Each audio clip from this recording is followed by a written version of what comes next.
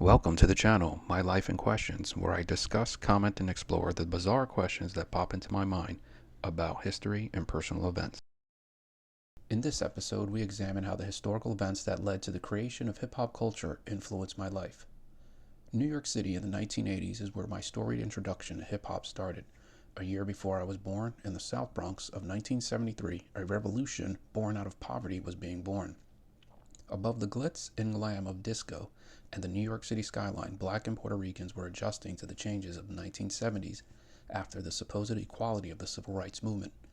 Benign neglect, urban blight, the Cross Bronx Expressway, funding cuts, and white flight indirectly birthed hip-hop culture by creating the perfect environment that would lead to resilience and creativity among hip-hop pioneers. The holy trinity of hip-hop, Kool Herc, Grandmaster Flash, and Africa Bambaataa were adapting and adjusting to their environment and sparking a revolt against mainstream America. It was Kool Herc who in 1973 threw the first hip-hop party at 1520 Cedric Ave. His merry-go-round extended the drum solos, the get-down part of the break. The MC, who would become the rapper, would use the microphone to hype up the DJ.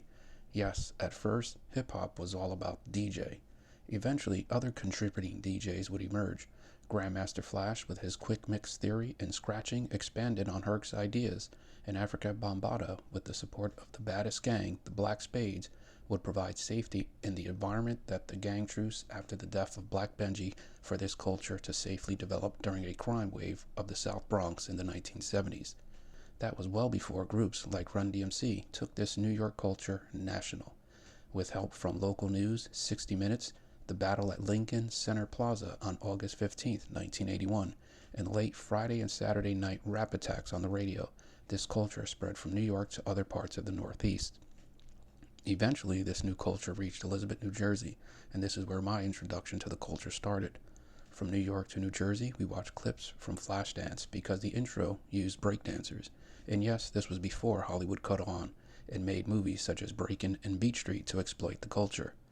Hollywood even neglected the first true hip-hop film, Wild Style, which was before both films. For me, where I live, the culture set in. I recorded the rap attack on my boombox with tape and watched those films as this perceived fad was spreading outside of the South Bronx like a virus throughout America.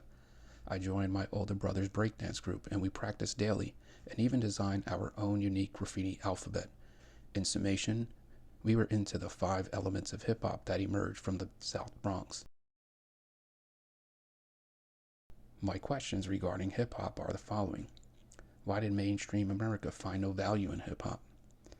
How would this new culture impact my life in the future? What lessons would I personally learn from being exposed to hip-hop? And, finally, how would hip-hop evolve and change? Thank you for watching. Like, subscribe, and comment.